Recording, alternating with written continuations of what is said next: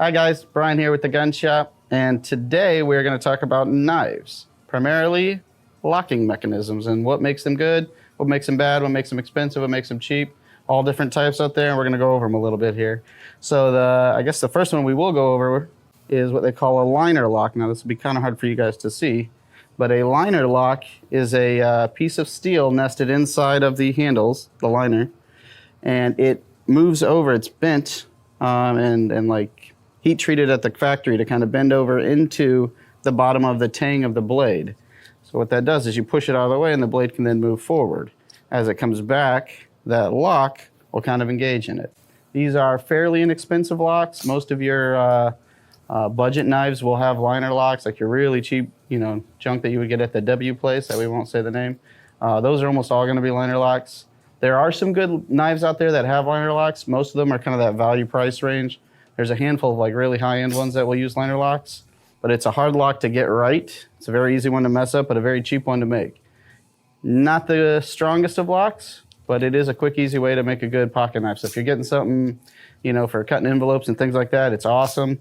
Cutting boxes, you're probably fine. If you're taking it camping, I'd recommend a different lock, but it is a very, very popular little locking. This is a Kershaw Leak. This is a gentleman's little folder. So it works well on a knife like this. The next kind of lock we'll talk about is what they call a back lock. Now there's a couple different variants of these. Most of them work essentially the same way. You've got a bar on top here, and you push down on this bar, and that releases the blade. These tend to be very strong because you'll have to basically break these pins in order to break it. So you see a lot of camping knives like this, your old school buck knives your grandpa used to have. It'll have one of these. There's also some newer versions of it from like cold steel that we can get or we sometimes carry. And those are even stronger because they connect up here. You can even use that like a fixed blade. The downfall to these is they're not that fun to play with. Kind of hard to deploy. They're not going to flick out or spring out or anything like that. But very strong locks, very easy to make.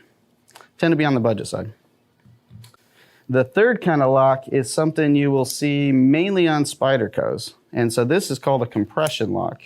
It's very similar to what we talked about here in this Kershaw, but it's on the back. So it's like a liner lock on the back side of the knife. And the advantage to this is you can open and close it without ever having to cross the finger across where the blade would close. Normally you'd be doing this in front of the blade as it's closing. Here you can just close it without ever having to cross your finger. So it's actually a little safer and it's kind of fun to fidget with. You'll tend to see these basically on just Spydercos on a lot of their nicer knives. So you're usually in the $50 to $300 range for these guys.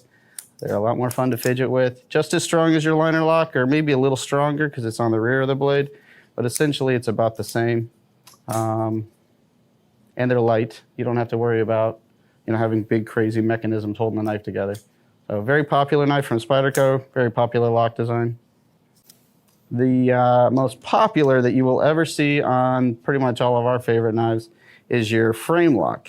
So it's like a liner lock in that it's pushing over into the bottom of the blade here, except for it's utilizing the whole slide, or the whole side, rather, of the knife. What that gives you is a much bigger piece of steel or titanium up against the blade as it deploys and locks up. The other advantage to these is as you grip the knife, you're actually holding the lock in place. So there's no way for it to break free if you were prying on something or you're digging into whatever. If you're batoning with it, probably not. But for most everyday tasks, a frame lock is one of the most popular, one of the best locks you can get on a knife. Most of your higher end knives will be like this, like your kind of cool kid knives with titanium and good steel, like this guy here, the ZT. As you know, I like ZT. But a lot of these do have frame locks. These even have what they call a lock bar insert. So instead of it being titanium on steel, it's actually steel on steel. They got a little piece of steel in there to make it even stronger. Very popular knife design. Makes it easy to operate. You will see this on some cheaper ones too. It's an easy lock to get right. It's a hard lock to mess up, but a lot of the cheap ones, they can mess it up. So usually I recommend, get a little bit nicer knife, get something US made or something in one of the bigger countries. Cops driving by. But yeah, pretty awesome lock. One of my favorites. And the last one we're going to talk about today is something you get on a lot of your autos. So all you guys that like your side folding auto knives out there, this is called a button lock. Now what this does is it is a button. You push the button, it deploys. But the button actually has a pin that rotates and kind of pushes through the back of the knife here and engages into the back of the blade. And so when you push it and it kind of reaches that stopping point, it's wedging itself behind the blade there, making it lock up. The advantage to these is, A, you don't have to put your finger in front of the blade to disengage anything, so it is a little safer in that manner. The other advantage is it's easy to deploy, so it is a fun fidget knife. You will get these sometimes in non-autos too. You have button locks like on some Hogues that will carry.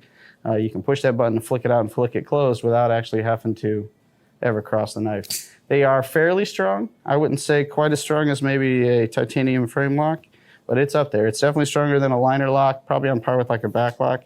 They tend to be a little more expensive though. You get them on these nicer, like this is a sprint run here of a ProTech, but you tend to get them on these cool kid knives, if you will. So yeah, that's a quick rundown of some of the basic locks. We'll cover some more here later on. We got people showing up already today, but yeah, come and check them out. I say for most people, get them in your hands, mess with them. A lot of people don't like certain locks, or they, gravitate more to certain styles and certain things. And there's a big difference between looking at it online and feeling it in your hand. So come check them out, guys, and see the different types. And we'll see you guys later.